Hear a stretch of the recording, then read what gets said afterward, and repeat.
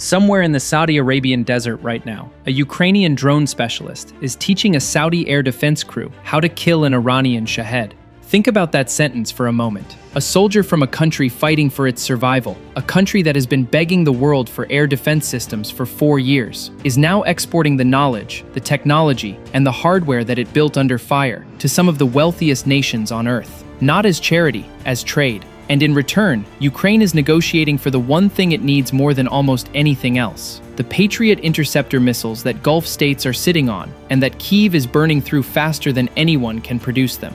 228 Ukrainian military specialists are currently deployed across 5 countries: Saudi Arabia, the United Arab Emirates, Qatar, Kuwait, and Jordan. 10-year security agreements have been signed with Saudi Arabia and Qatar. A similar agreement with the UAE is expected imminently. Contracts for Ukrainian-made interceptor missiles have been signed. A separate arms deal described by industry sources as huge is under active negotiation. And on March 30th, President Zelensky told reporters that Ukraine's naval drones, the same systems that crippled the Russian Black Sea Fleet, are now part of the package being offered to Gulf states to help reopen the Strait of Hormuz. A country still being bombed every single night has become an arms dealer to the Middle East. And the logic behind it is not desperate. It is devastatingly rational. Start with the problem Ukraine is solving for the Gulf, because the problem is the reason the phone rang in the first place. When the US and Israel launched Operation Epic Fury against Iran on February 28th,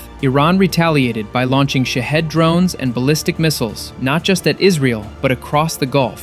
Saudi Arabia, the UAE, Qatar, Kuwait, Bahrain, all came under attack. Drones targeted oil refineries, military bases, airports, and civilian areas. At least 25 people were killed across Gulf states. Saudi Arabia intercepted missiles aimed at Riyadh Airport, the Ras Tanura oil refinery, and Prince Sultan Air Base, where 5 US Air Force refueling planes were struck and damaged. Formula One canceled both the Saudi and Bahrain Grand Prix. Saudi Aramco, operator of the largest oil processing facility on Earth at Abqaiq, found itself fighting the biggest operational crisis in its history. And here is where the economics turn brutal. Each PAC-3 interceptor missile, the primary munition Saudi Arabia fires from its Patriot batteries, costs between $4 and $12 million. An Iranian Shahed drone costs roughly $20,000 to $50,000.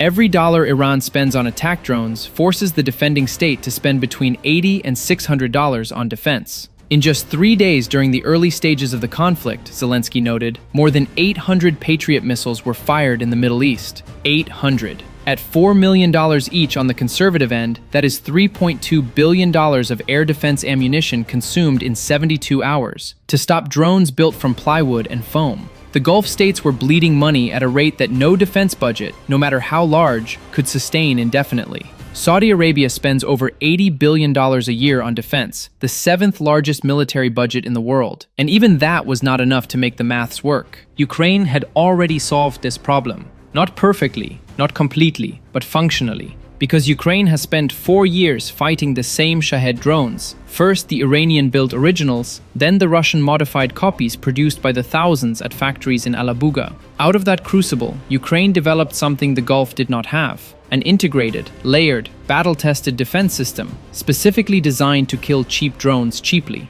Interceptor drones like the Octopus, the P-1 Sun, and Merops, systems that cost as little as $1,000 per unit, that can hunt and destroy a Shahed without burning a $4 million missile to do it. Electronic warfare systems that jam the GPS guidance Shaheds depend on. Software for detection, tracking, and coordination. And perhaps most importantly, the operational experience of people who have done this every night for years, under real fire, against real swarms, while their own cities burned. That is what Ukraine is selling, not just hardware, doctrine, the accumulated knowledge of how to survive a drone war at scale. When Zelensky says we are exporting our system of protection, he means the entire architecture: interceptors, electronic warfare, software, training, tactical frameworks. He means the complete answer to the question the Gulf is asking right now. How do you defend a country against thousands of cheap drones without bankrupting yourself? The Gulf states did not call Washington for this. They called Kyiv. Now look at what Ukraine is getting in return, because this is where the strategic elegance becomes clear.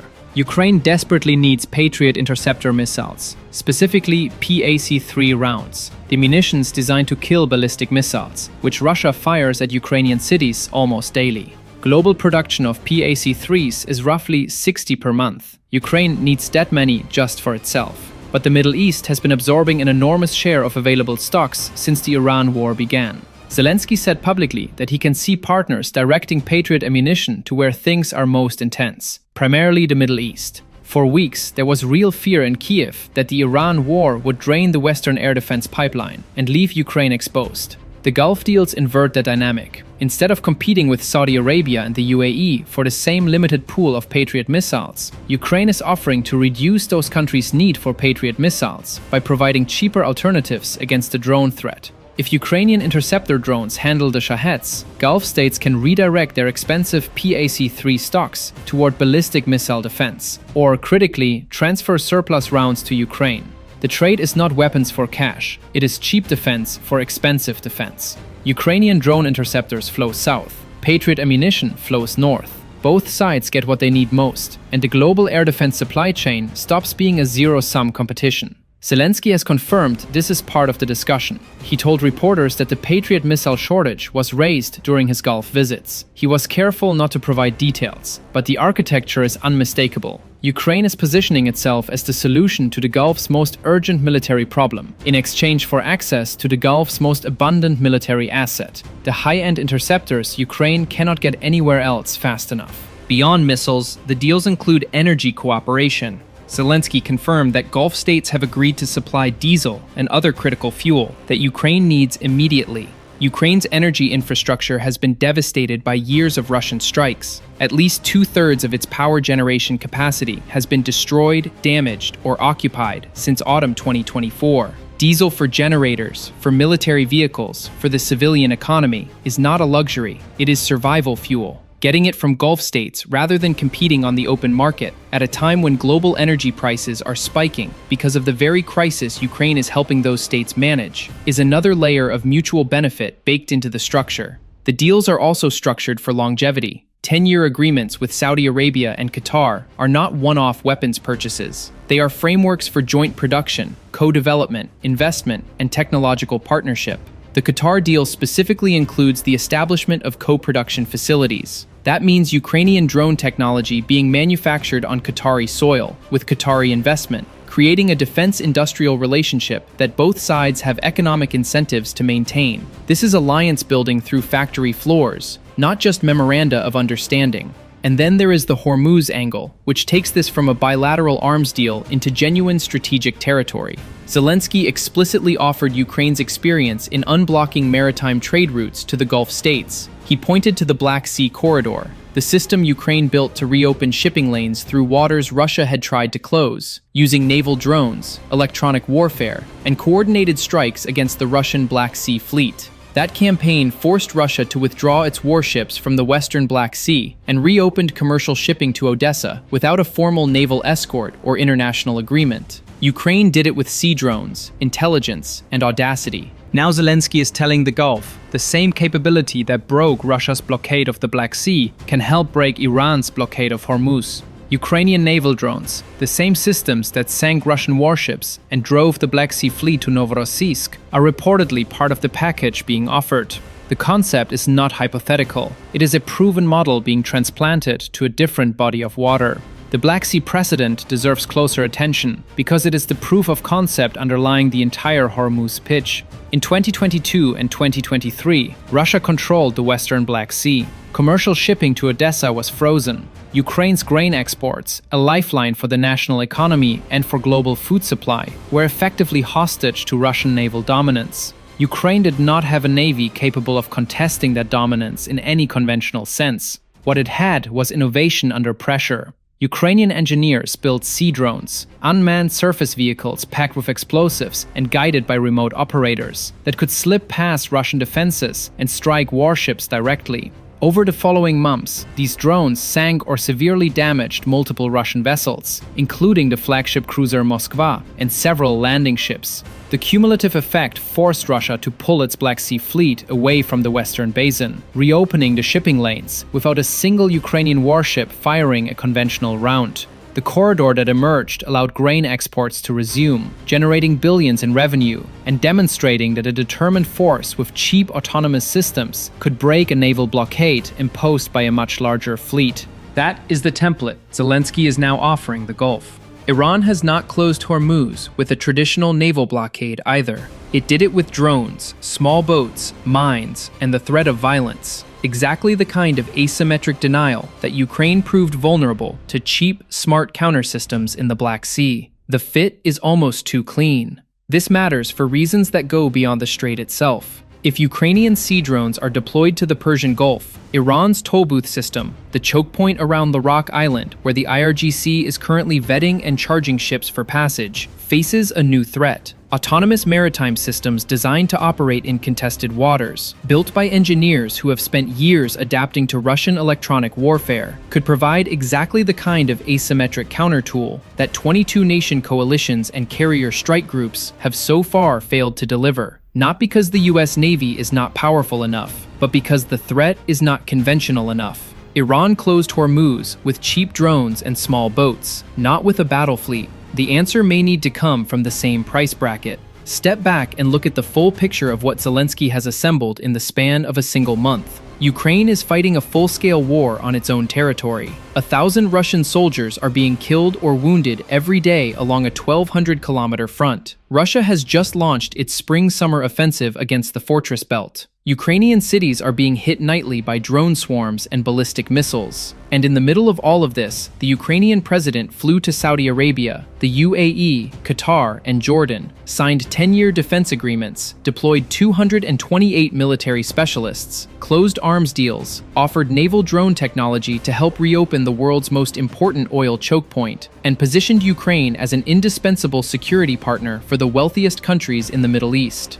The geopolitical implications are layered. First, Ukraine has found a revenue stream: defense exports to the Gulf, interceptor drones, electronic warfare systems, software, naval drones, create income that flows back into Ukraine's own war economy. This is not aid, this is trade. And trade creates mutual dependency, which creates political commitment, which is far harder to withdraw than a donation. Gulf states that depend on Ukrainian defense technology have a structural interest in Ukraine's survival as a functioning state and a functioning defense industry. Second, Ukraine has created a new pressure point on Russia. Every dollar Saudi Arabia spends on Ukrainian interceptors strengthens the same industrial base producing weapons fired at Russian forces in the Donbass. Moscow's response has been conspicuously muted because Russia cannot afford to alienate Saudi Arabia. OPEC plus cooperation remains the primary mechanism through which Moscow manages its oil revenues under sanctions. The Kremlin's silence on the Saudi-Ukraine deal reveals a hierarchy.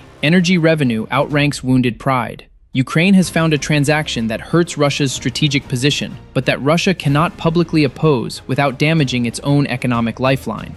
Third, and perhaps most importantly, Ukraine has made itself relevant to the crisis that was threatening to make it irrelevant. For weeks, the fear in Kyiv was that the Iran war would consume Western attention, drain Western arsenals, and leave Ukraine as yesterday's conflict. The Gulf deals do the opposite. They embed Ukraine into the Hormuz crisis as a solutions provider. They make Ukrainian survival a prerequisite for Gulf security. They turn the distraction into an opportunity. There is risk in this, of course. Exporting defense technology to a region saturated with Russian and Iranian influence is not without danger. Ukrainian officials have acknowledged concerns about technology theft and the difficulty of protecting proprietary systems in Gulf markets. The interceptor drone designs are tightly guarded. Ukraine's general staff ordered military units last November to stop publishing photos or videos of interceptors for exactly this reason. Joint production facilities in the Gulf, which the Qatar deal envisions, create potential vectors for technology leakage. And the political landscape of the Middle East remains volatile. Today's customer could be tomorrow's complication. But the alternative was worse. The alternative was a Ukraine that watched from the sideline, while the Iran war redirected global attention, drained air defense stocks, and handed Russia a windfall of high oil prices. Instead, Zelensky chose to make Ukraine part of the equation. Not as a supplicant, as a supplier. There is an image that captures this moment better than any analysis. 4 years ago, Ukraine was a country that could not stop Russian cruise missiles from hitting its power grid. Today, it is selling the defense systems it built under those strikes to countries that spend more on their military than most European NATO members. It did not become an arms dealer because it wanted to. It became one because it learned things under fire that nobody else knows. And it discovered that knowledge, the hard, ugly, expensive knowledge of how to survive a drone war, is the most valuable export a country at war can produce. The front line is still burning. The drones still come every night. But now, the same technology that defends Kyiv is defending Riyadh. And the missiles that Riyadh no longer needs to fire at Shaheds may soon be heading north to defend the country that taught it how to stop them. That is not just an arms deal. That is a country rewriting its own strategic position in real time, while under fire, in the middle of the 5th year of a war it was never supposed to survive.